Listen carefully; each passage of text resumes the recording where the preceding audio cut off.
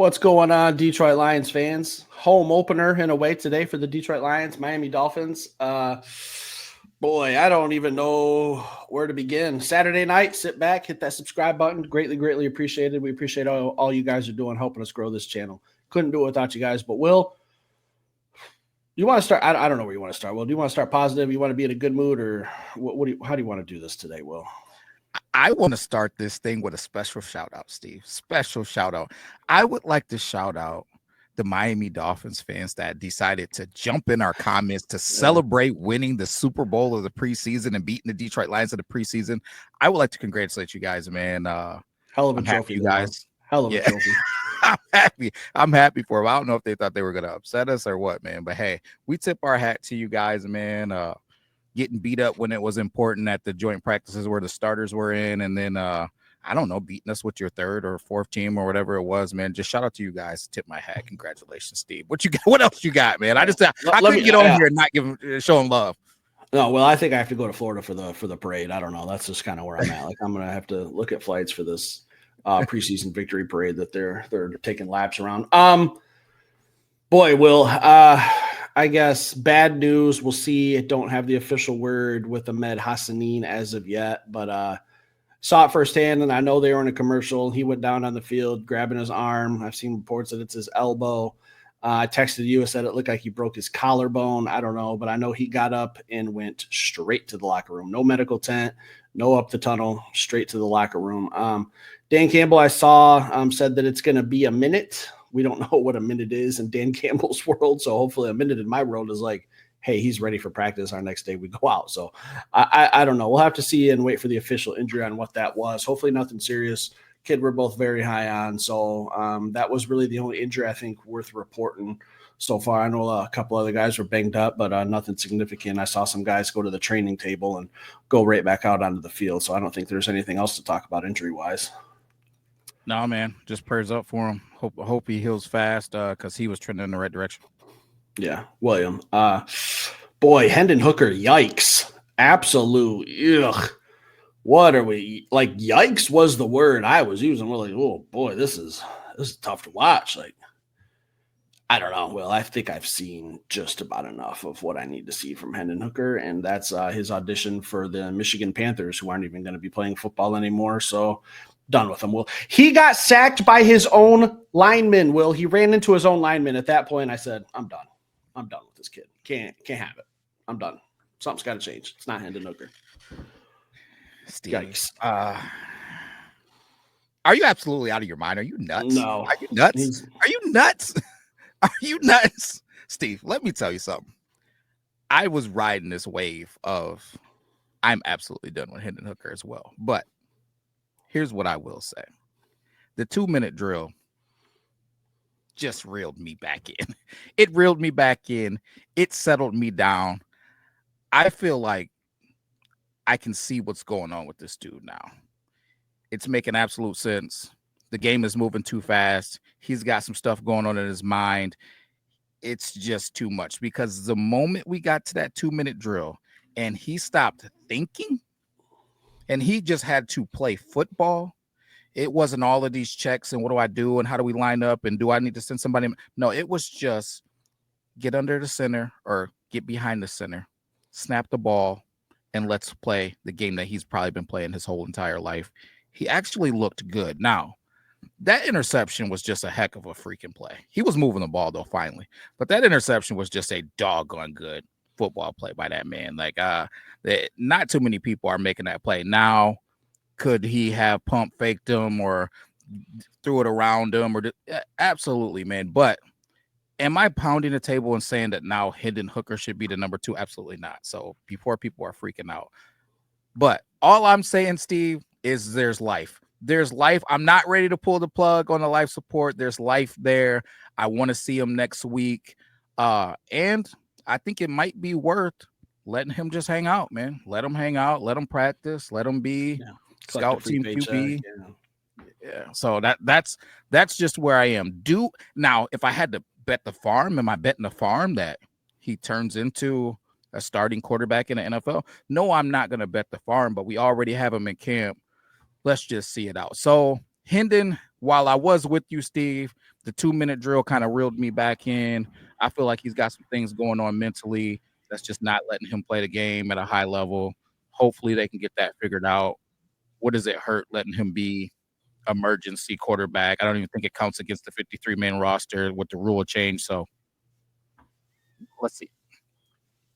William, talk to me. William, he's worse than Mark Sanchez. All right. Mark Sanchez was a terrible quarterback. A couple plays. Yeah, okay. He made a couple plays. He got sacked by his own lineman, Will, because he ran into them. The game's not fast. I just don't think football is his cup of tea. I'm not going to beat around the bush with Hendon anymore. Like, I've seen enough. I watched him do a boot option out to his right, and instead of just throwing the ball away or maybe cutting up field, he ran into a sack on his own free will. All right. And he ended the game with, okay, call it a great play. I call it, he threw it at a monster-sized defensive end, I think is who it was for the interception. Like, yeah, it was a great play. I don't think he could have threw it in his chest anymore because all the guy had to do was jump a little bit to catch it. I don't think it was that crazy of a play. Well, he just can't move the ball. It seemed like at a point in the game, the Detroit Lions offense just didn't trust him to do anything other than hand the football off. I remember a play on 3rd and 6, and it was just like, okay, like 3rd and 6, no one passing down, we're running the football. And I know that Dan Campbell's done that before if the numbers favor us in the box, but it just felt like the vibe of the energy of the stadium was they just don't trust this kid to throw footballs. They just don't trust his decision-making, I think is what it came down to. And there was a lot of people in our section saying the same thing. Like, we're going to have to be one-dimensional, if Hendon Hooker can't throw the football, because everyone knows right now, like, he's struggling to take care of it. His ball security is not good. His reads aren't good. He's overthrowing people. He's sacking himself. Like, William, I just it's time to just cut the cord, I think. Yeah, I'm not here to pound the table for Hendon. I just think he's already in camp. He's a young guy. We got one more year, this year and then next year. So unless something happens to where we need to deal him, just let him hang out and see what he turns into or what he doesn't. No reason to pull the cord early, so to speak. I've seen a little bit of life today, so that's kind of where it is for me. But if we need to get somebody into the game right now, it's obviously going to be Kyle Allen. Kyle Allen's been playing some doggone good football. Just happy for him, man. Happy for him. I know he's a veteran guy that's been hanging around. Hopefully he just gets to collect money and watch Jared Goff. But you mentioned the word trust. He's definitely the quarterback that I think everybody in Detroit trusts more at this point. If he had to step in, I think you either deal with the Kyle Allen play or you start calling people. At this point, Hendon Hooker isn't even in the conversation to take over the keys to the castle. But at the same time, why not let him develop? But there was some good, Steve. There was some good. There's a lot of good. Yeah, absolutely. Yeah, a lot of good. Jackson Meeks, player of the game, I'd say. 7 catches, 93 yards, a touchdown, 8 targets. Steve, being fully transparent, when we were going through the roster and people were mentioning Zadarius Smith's nephew is one of the guys who we brought in. And, maybe if we keep him, then Zadarius will come and play for the Lions because they'll want to play with his nephew. First words out of my mouth was, he's a receiver. That's a problem. I don't know how he makes this roster with the current configuration. I think he might be receiver 6. I think we might keep 6, and I think he may be receiver 6. He'll be running down on special teams, doing some things, earning the right to run routes and catch some footballs, but it should buy him some time. I don't know how at this point you cut him. Steve, you think Jackson Meeks is going to make this football team? Cut him, Will. I don't want him to play next week because I think he just won a job on this team. I don't know where I draw the line, because would you put Dominic Lovett below him or above him? If we're talking 6 wide receivers, I'd have to imagine that you have Lovett below him. So I'm thinking, like, if we're carrying 7, I like what Lovett was doing on special teams today. I know he had that fumble recovery. He's just a great gunner, so he's got to make this team somehow. I don't know where we're going to be thin at, and I think Lovett is my bottom wide receiver 7, and I know that would be a little uncharacteristic to carry 7 wides, but I'm good with the wide receiver room. And I'm with you. Like when we did a show on it and we said, man, like these kids are really fighting an uphill battle. Like we don't know how many jobs are going to be up for grabs, but he's done nothing but play fantastic football. And I can't imagine what would happen if our offense would have been clicking a little bit more in that Hall of Fame game. I know it was kind of stuttering and maybe not fully installed. And there were some bumps and bruises there in Canton, Ohio in week 1, but week 2, didn't even get to see him a full week. The game got cut short. This week had a great week. I think he's done more than make the team. So, yeah, put him on the sidelines next week, Will. And I think he had player of the game for the Lions, 7 catches, 93 yards, 1 touchdown, a long catch of 27 on 8 targets. Like this is someone that Kyle Allen's trusting. So I think he 100% makes this team. There's no way he gets cut. I agree. I have Lovett above him though. So that's where I'm at. Right ahead of him though. Lovett just looks a little bit more explosive, and I think he offers right now more on special teams because he's out there. He recovered a fumble today, I believe, a muff punt. So yeah, Lovett is a guy who they're battling though. And Lovett he took a little time off, so there's that too. But so who's your 6? Who's your 6 wide receivers? Obviously St. Brown, J-Mo, Tesla, Dominic Lovett, Jackson Meeks, Tim Patrick. I like it. Khalif Raymond just getting cut. Oh yeah, I forgot about Khalif. Yeah, see what I mean? You got to carry 7. Have to. So I don't, man. At this point, if somebody had to go, it would be Tim Patrick. As crazy as that probably sounds. What I seen out of Isaac Tesla today. Who? Get his name right, William. You mean Mayotron? Mayotron, Will? Are you nuts? Get the name right. Trademarked. Mayotron. Pump the brakes. Out of control. But what I seen out of him today, don't even suit him up next week. If we're talking about not suiting people up, don't need him dressed next week. Let's get him ready for the regular season. He's just going to do, we talked about it before. Never have I ever seen Tim Patrick just go up and catch the jump ball. As big as he is, as big a body guy as he is, I never see him on You Got Mossed. Now, does he use his body to shield people off or for routes? He does. And I'm not here to slam the guy. I like Tim Patrick. We talked about it before. We're calling him Himothy Patrick. Like we like to do. But this is a tough room. If you put these young guys to the practice squad, they're getting picked up, then they're gone. Right? Tim Patrick might just be a casualty of a freaking good young receiving core that you got to give these guys time to develop. And who do I want more on special teams? Lovett and Meeks or Tim Patrick? There's that aspect of it too. So Tim Patrick could be a casualty, or we could keep 7. Khalif, I apologize for the disrespect. You know I love you. He's got game.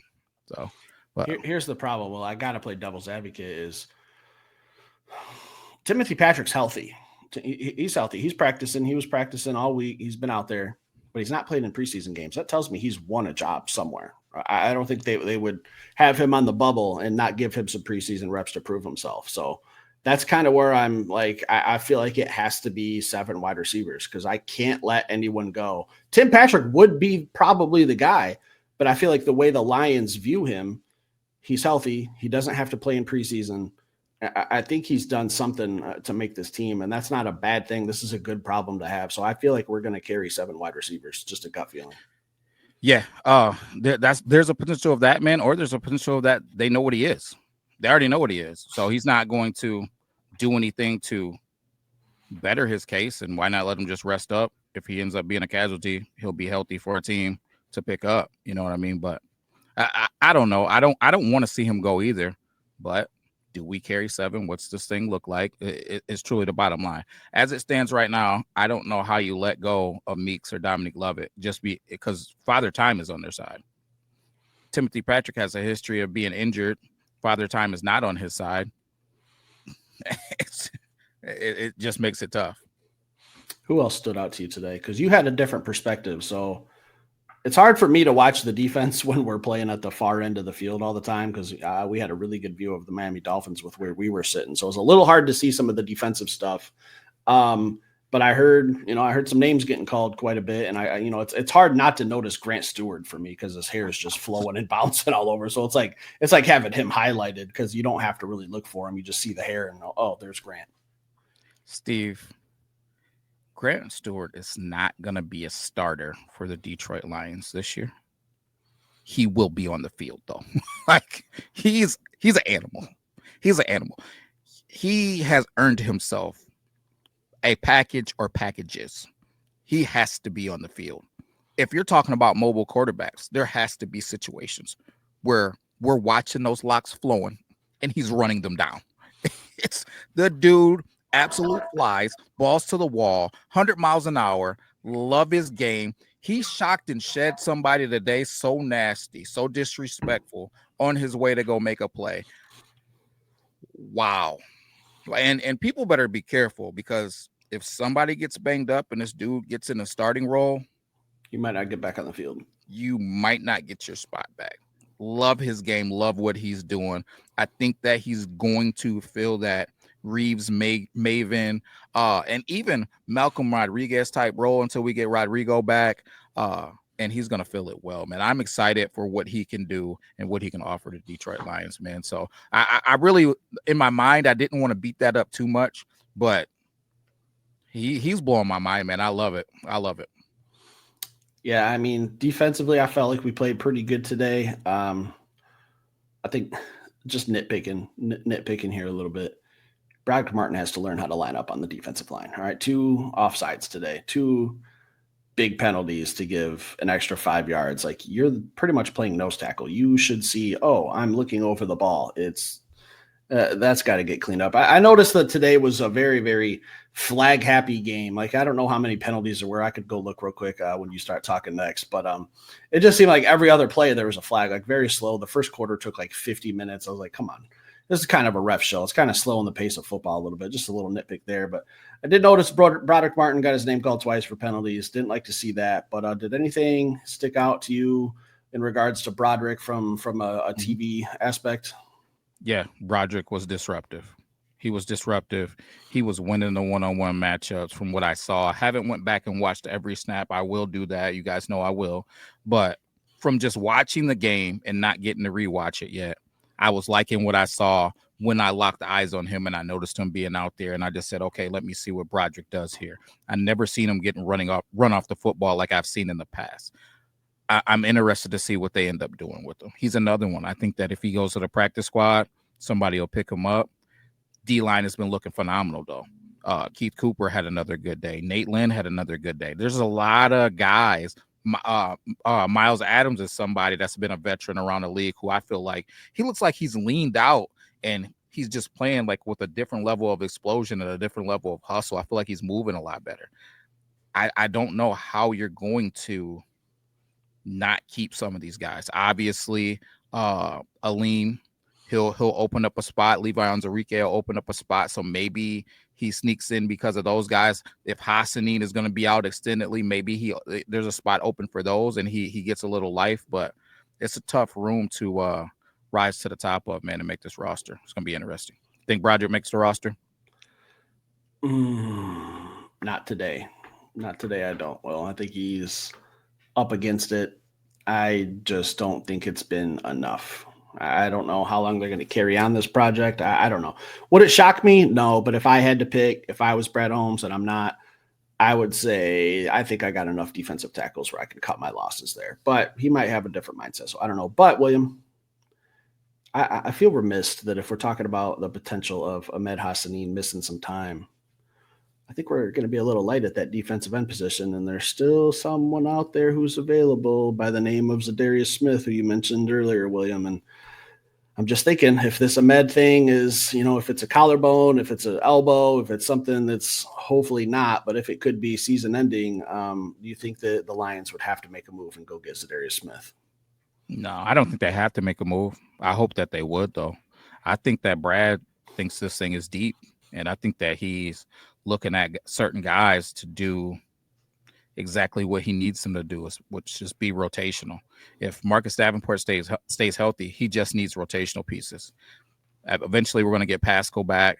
Who knows if he'll be able? He's another one that's been up and down on and off that active roster. But we got a lot of guys that can offer reps in certain situations. So I don't think it'll force him to make a move, but I hope that the deal is already done and they're just really hammering out the minute details. We're talking about a guy that didn't really want to be at training camp. I hope it's either that with him or Matthew Judon, and we get him in the building. But do I think it's going to force his hand? I don't. I think Brad's very comfortable with what we got, even though all of the fans are a little bit in a completely another boat.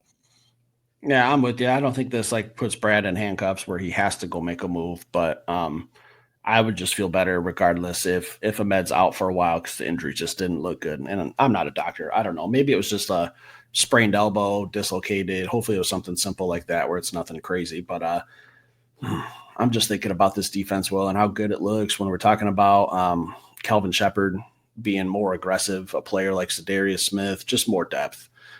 So I don't know. We'll have to wait and see. But I think if something's going to happen, it's going to happen soon because training camp's only got one more game. We're only, 8? They play, is it next Saturday? So a week away from the next preseason game. And then, hey, it's on to, football matters again. So I would like to see some Zadarius news very, very soon.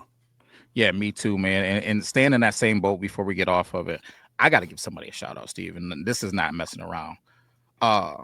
Steve, when we got, I forget the guy's name, from Penn State D-line coach, they were talking about how great of a teacher he was and how phenomenal he's going to be. Then after that, we went and got Terrell Williams, and it was supposed to be he's the best D-line coach in football, and we're gonna see all of this growth. And then Broderick Martin still ended up being Broderick Martin. So, and that's not me throwing shade. He probably is one of the better D-line coaches. But we get Casey Rogers, and this whole D-line is looking good, Steve. They really are. Everybody. Al-Quadin Muhammad looks like a different dude. Hassanin is growing super fast. Broderick Martin looks better. Aiden Hutchinson is playing absolutely out of his mind. The list goes on, man. Nate Lynn took a step forward. Isaac Ukwu is another guy that I wanted to talk about, man. He's looking phenomenal. He had 2 sacks today, or a sack and a QB pressure or something like that. He had at least 1 sack because I was about to bring that up. I want you to watch Pat O'Connor on that sack. I feel like Pat O'Connor got skinny and had to open that hole for him to get through and get that sack on. I think it was Quinn Ewers was in at quarterback at that time. Yeah, man, this D-line just has guy after guy after guy after guy that we end up talking about on the podcast that's playing freaking good. So I got to shout out Casey Rogers. He's got in here, and he is turning this thing around. So between him and Coach Shep, man, I really like what I see up front. I'm loving what I see from the defense as a whole, but up front, because we have Miles Adams was here last year. So it's not like we're just talking about guys that are new guys that have come in. No, these are guys that were here last year, not playing like this. So I got to give him his flowers. Yeah, and we haven't even seen like the Roy Lopez's, Pat O'Connor's a name that hasn't been mentioned too much, but he came into the game today and he's not even on the stat sheet, but he had a play where I'm pretty sure he opened up a hole for Isaac Ukwu when he blitzed through it and just lit up the quarterback. So yeah, this defense is playing great. I sit there and I think, like, this is our second and third string defense that's getting after it and playing really good. And I get it. They're going against second and third string talent, but I have to imagine what's our starting lineup going to look like? Like, what's our Hutch going to look like? Branch, Kirby, DJ Reed, Terrion Arnold getting healthy. Like, what are all of those guys going to look like under this defense? Because it looks good in preseason. So I absolutely can't wait, Will. I can't wait for real football to get here. Yeah, same, man. It's I could go on and on about people that I thought did a good job, So we can't keep them here for an hour. I guess we could, but they probably don't want to watch us for an hour. But yeah, there's a strong showing from a lot of Detroit Lions. I'm just thankful for what Brad and Dan and the coaching staff is doing right now. That linebacker room too with Sean Dion Hamilton, all the linebackers are looking good. When I look back to I was going over some of the film from last week, and I'm looking how Zach Cunningham, he hasn't been here that long, is playing. I'm looking at Grant Stewart and how he's playing. I'm looking at even Anthony Pittman. Anthony Pittman's out there, who's typically just a special teamer. He's out there looking pretty decent, man, at the linebacker position. So these coaches and this staff, they're doing something special, man. So to get the opportunity to see the offense finally clicking through the joint practices, Kyle Allen finally picking it up and catching a little bit of fire, Steve, we might be clicking and starting to get it right at the right time just before week 1, because the schedule is a schedule. We don't got time to be trying to figure it out. So I'm glad to see. Yeah, I'm glad to see that the preseason has allowed us to get our feet under us finally. Hopefully we can hear that we take care of business with the Texans like we took care of business with the Miami Dolphins, and the momentum is probably going to be through the roof rolling into week 1. My last thing, Will, it's not even really 100% related to football, but I saw a lot of people bitching about the broadcast. Was it that bad? The Fox guys, are they a terrible broadcast? Are they a tough listen? I'm a hard ass, Steve. I'm a hard ass because I honestly, I spent so much time trying to figure out what was going on and what certain people were doing. I wasn't even paying them any attention. That's no disrespect to them, but I don't know. I will just watch say the game on mute. You don't even need broadcasters. Like I wasn't wild. I'll say that. I will say Okay. that, but it wasn't like I was like, oh my goodness, whatever. That's wasn't Will's way of saying the broadcast team was absolutely terrible. If you weren't wowed, then that means that they were absolutely terrible. Unreal. I didn't say that. And my last thing, Will, I need you to just say Mayotron just one time, because once you say it once, it's gonna stick. It's gonna stick forever. One time. If you want to do more later on, I'll allow it. Understand. Lagoda. Lagoda. All right, guys. Pre-game wrap up. Again, glad the Dolphins fans are celebrating this massive victory over the Detroit Lions.